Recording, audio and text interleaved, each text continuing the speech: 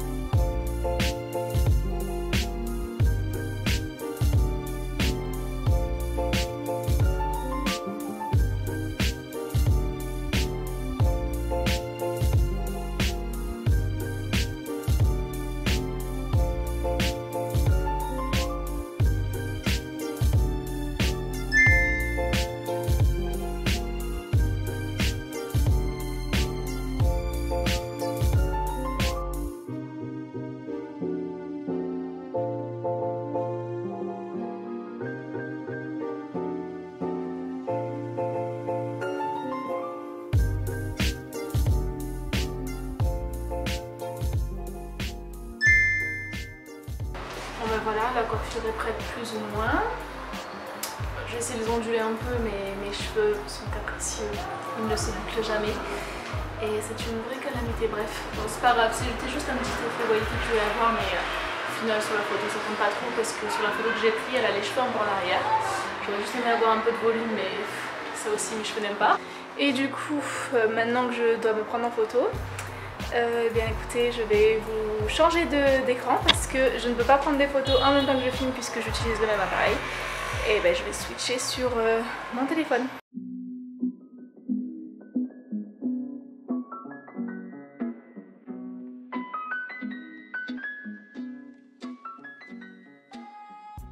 Bon, je vais arrêter de tricher.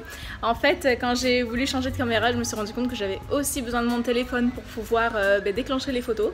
Donc en fait, je vous ai fait un peu une petite reconstitution de ce que je faisais, c'est-à-dire que j'avançais en essayant de faire une pause arrêtée comme si j'étais en train de marcher. C'était un peu compliqué, mais j'ai eu quelques résultats qui me paraissent assez bien. Donc là, je vais aller faire le choix. Et voilà. Alors on se retrouve sur mon ordinateur avec donc les photos que j'ai exportées. Donc le choix va être assez rapide. J'ai mis la photo de Lana que je voulais reproduire juste à côté pour voir quelle pose du coup serait le plus adaptée à cette photo. Alors celle-là c'est pas possible, on dirait que je suis enceinte. La pose n'est pas du tout bonne. Bon, un premier essai quoi. Hein. Du coup la deuxième ça va mieux. Hop, ça c'est pas bon du tout. Du coup on voit mon portable. Celle-là elle est pas mal, même si la tête n'est pas tournée dans la même direction. Je trouve qu'on voit quand même assez bien le mouvement, que j'ai pas l'air de faire semblant, en tout cas pas trop. Et même si les cheveux sont devant et que du coup le mouvement n'est pas le même, je pense qu'on peut faire quelque chose de pas mal avec. Maintenant on ouvre Photoshop, on crée un nouveau fichier, donc en faisant fichier nouveau. J'ai décidé de mettre 1500 sur 2000 parce que je voulais l'adapter à Instagram, donc ce sera un tout petit peu trop grand, mais après on réduira. Voici une photo que j'ai trouvée sur Google en tapant Los Angeles Street sur Google. Je cherchais d'abord sur Google Maps les photos de la rue où se trouvait Lana dans le clip, mais c'est vraiment très compliqué de trouver la bonne rue dans toutes les rues de Los Angeles. Du coup, je suis rabattue sur celle-là qui était quand même pas mal. Ensuite, on fait glisser tout simplement la photo qu'on veut utiliser. Vous pouvez aussi faire fichier, importer une photo, ce sera la même chose hein, dans la barre de recherche. On agrandit en cliquant sur les points de la photo, tout simplement, en agrandissant. Je choisis de la mettre assez grande pour vraiment accentuer le côté géant dans les rues. Ensuite, je vais utiliser la plume, donc on trouve dedans l'onglet juste à côté, là, la petite plume. Et ça va nous servir à détourer l'image, c'est ce qui est le plus précis pour détourer, c'est ce que j'utilise quand je veux vraiment avoir un résultat assez fidèle et assez propre.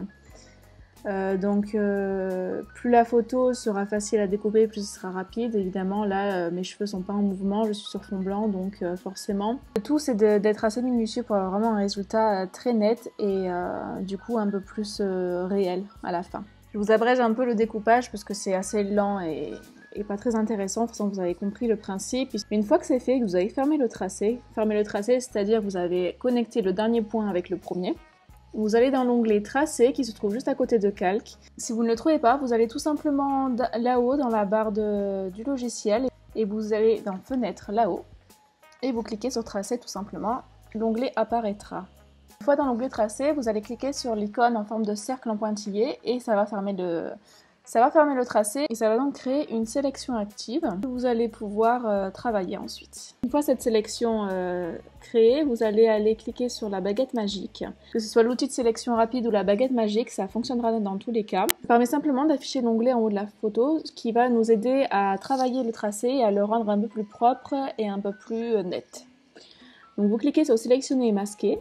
Et vous allez arriver sur la fenêtre de réglage, donc on va travailler le rayon. Le rayon, c'est ce qui va permettre de rendre un peu transparent le tracé qui déborde un peu. Par exemple, moi j'ai un peu débordé au niveau des cheveux, on voyait un peu le fond blanc. Donc du coup, en cliquant sur sélection, ça va l'affiner et enlever une partie du fond qui est encore visible. Ensuite, je vais aller travailler la netteté, le contraste de mon tracé pour qu'il soit plus net et un peu moins flou parce qu'en travaillant le rayon, on rend le tracé un peu plus flou. Une fois ça réalisé, on se rend dans l'onglet de calque, on reste sur notre calque qui est sélectionné et du coup on va sélectionner l'icône en bas qui est le masque de fusion et en cliquant dessus vous allez voir que ça va du coup faire disparaître le fond et faire apparaître l'image qu'on a en dessous.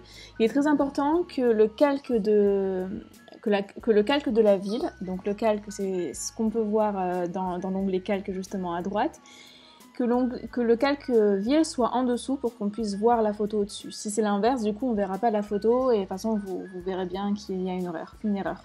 Ensuite, j'ai décidé de retoucher les niveaux de la photo, puisque comme vous pouvez le voir, elle est très sombre. Donc pour ça, je vais dans la barre de recherche, je vais sur Images, Réglages, Niveau. Donc avec les niveaux, on va pouvoir régler donc la luminosité, les contrastes, et avec les manettes, vous voyez qu'en fait, ma photo était très sombre, puisque la manette de luminosité était vers le bas. Du coup, vous jouez avec les manivelles et vous voyez un peu ce qui vous intéresse le plus. Une fois que c'est fait, vous cliquez sur OK. Alors, le côté le plus compliqué, on va dire, de la retouche photo, c'est de faire en sorte que la lumière coïncide avec le fond. Pour cela, je vais utiliser tout simplement des calques blancs et noirs de dégradé. Je vais vous montrer un peu comment je fais. Alors moi, je vais dans l'onglet calque, je crée un nouveau calque et du coup, j'utilise l'outil de dégradé qui se trouve sur la barre de gauche. S'il ne s'affiche pas, c'est que vous avez le pot de peinture qui est déjà sélectionné, donc vous restez cliquer dessus et vous cliquez sur outil dégradé, tout simplement. Donc je crée un dégradé de blanc. Il est très important que le dégradé soit du coup en fond de transparence. Dans l'onglet, dans la fenêtre en haut, là vous avez le choix des dégradés et vous choisissez donc un dégradé de blanc avec transparence. Et pour que vous ayez la transparence du blanc, il faut tout simplement que la sélection de couleurs dans la barre de gauche soit la première couleur soit de la couleur que vous voulez utiliser, donc blanc. Une fois le dégradé donc bien réglé, je vais le mettre sur noir. J'avais dit blanc mais en fait c'est noir, pardon. Et du coup je vais implanter mon calque de dégradé dans mon calque mon calque photo de personnage en fait. Pour ça, il suffit d'appuyer sur le clavier sur la touche Alt et du coup de cliquer entre les deux calques, le calque de dégradé et le calque de personnage. Vous cliquez et ça l'incruste dans la photo d'en dessous et là comme elle est transparente, du coup ça va s'incruster uniquement dans la photo du personnage et pas sur le fond. Une fois sur ça, je règle la transparence. Je vais jouer sur l'incrustation. Pour ça, on va rester dans la fenêtre de calque et on va cliquer sur incrustation au lieu de normal. Et là, on va venir jouer avec la transparence, l'opacité, directement depuis la fenêtre calque. Je rajoute un deuxième calque où je recrée à peu près ce même effet là.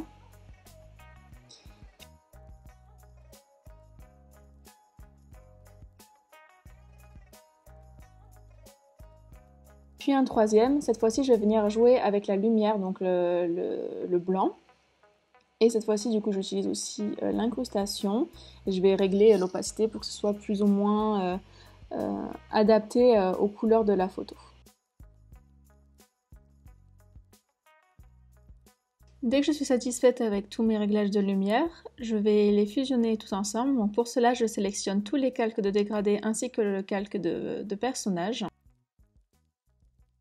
Ensuite, je me rends dans l'onglet Filtre qui se trouve en haut du logiciel et je vais aller dans l'onglet Bruit.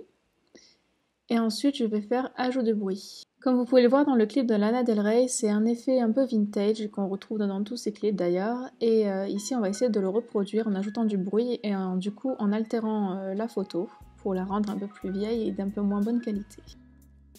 Une fois qu'on a fait ça, on va venir travailler sur toute la photo. Alors pour cela, je décide de dupliquer mes images. Donc là, je fais tout simplement sélectionner tous les calques de la photo. Et ensuite, je fais glisser ces calques-là sur la petite image, la petite icône à côté de la poubelle. Mais vous pouvez tout simplement faire clic droit, dupliquer, et ça vous dupliquera tout simplement les calques. Et une fois que ceux-ci sont dupliqués, je vais faire clic droit, fusionner. Ce que je suis venue faire ici, c'est j'ai sécurisé mon image au cas où j'avais envie de revenir en arrière plus tard, en dupliquant tout simplement les images, et celles que j'ai dupliquées, je les ai donc fusionnées pour pouvoir travailler uniquement sur cette image et pouvoir régler toute la lumière et toutes les couleurs de cette seule image, et pas simplement sur le personnage ou sur le fond.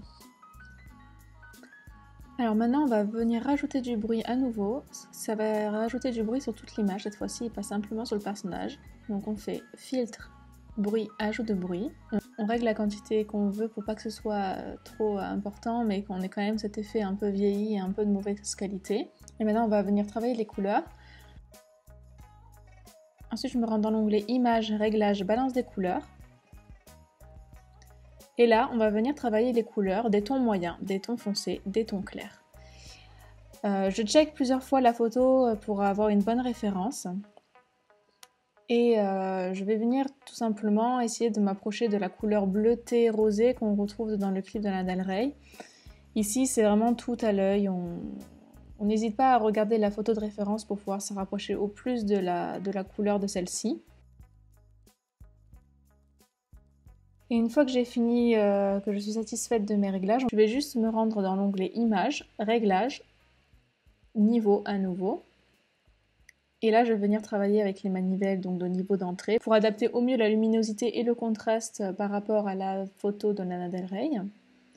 Et surtout, ce qu'on va venir travailler, ce qui va rendre cet effet vieilli et du coup moins contrasté, ça va être le niveau de sortie. En travaillant donc avec le niveau de noir en le rendant un peu plus gris et surtout avec le niveau de blanc en le rendant moins saturé. Ensuite, je retourne dans Images, Réglages, Balance des couleurs. Et je vais venir rajouter du rose un peu parce que j'étais pas vraiment satisfaite de la couleur que j'avais. Et essayer du coup de m'approcher le plus possible de la photo de référence. Sincèrement, c'est vraiment en tâtonnant qu'on arrivera à avoir un résultat plus ou moins satisfaisant. Je peux pas vous donner des réglages précis, de toute façon je vous laisse un peu voir comment je règle tout ça. Les réglages dépendront de la photo que vous avez choisie, dépendront du fond que vous avez choisi. Là, je m'adapte à ceux que moi j'utilise, mais ce sera certainement différent selon vos photos à vous. Et donc, le mieux, c'est de tout simplement faire des tests. Maintenant, on va s'attaquer à la dernière étape du photomontage qui va consister à recréer cet effet-là de jaune qu'on peut voir sur la vidéo et du coup sur cette photo. C'est un effet qu'on peut retrouver quand on imprimait les photos en argentique, un effet un peu cramé qui donne le charme à la photo. Alors ça va être assez simple, il va nous suffire de créer un carré de la couleur un peu jaune, comme sur la photo. Hop, voilà.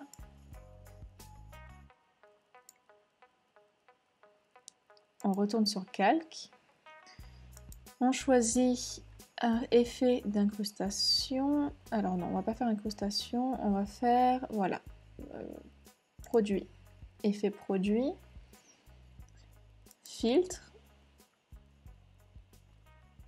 Flou gaussien. On fait convertir en objet dynamique.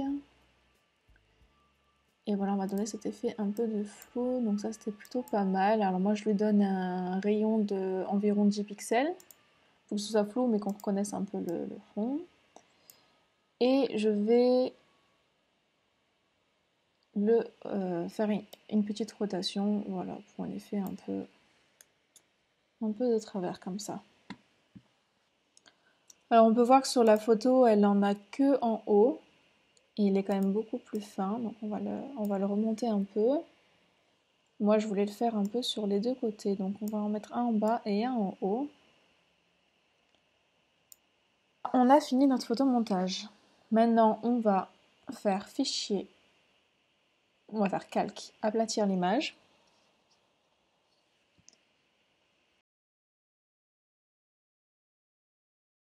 Et pour Instagram, je fais exportation en PNG, donc fichier exportation rapide au format PNG. Et voilà, comme j'avais fait plusieurs tests, il se retrouve là.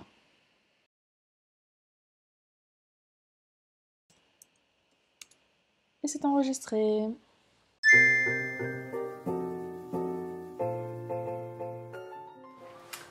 Et voilà, c'est terminé. Je sais pas si ça vous plaît ce genre de vidéo, c'est la première fois que j'en fais une et j'ai vraiment beaucoup aimé faire ce montage. Je vous mettrai en barre d'infos un tutoriel réalisé par Hardisk que je vous recommande fortement si vous êtes fan de montage vidéo, de retouches, tout ça, c'est son rayon de domaine, tout ce qui touche à l'audiovisuel, il est vraiment très calé et c'est aussi un peu grâce à lui que j'ai voulu faire ce tutoriel version Photoshop. Si cette vidéo vous a plu, n'hésitez pas à me donner des idées de reproduction que je pourrais faire sur Photoshop. Je pense qu'il y a quand même pas mal de choses que je sais faire et que je serai à même de vous montrer. Je sais pas si je suis la meilleure en explication, en tutoriel, etc. Mais je vais tâcher de vous montrer au mieux comment réaliser ça chez vous. Merci beaucoup d'avoir regardé cette vidéo jusqu'au bout. N'hésitez pas à mettre un pouce bleu si cette vidéo vous a plu, ça m'encouragerait beaucoup. Si vous avez des recommandations, mettez-les-moi en commentaire et je vous dis à la prochaine. Our guardian star lost all his glow the day that I lost you. He lost all his glitter the day you said no, and his silver turned to blue. Like him I am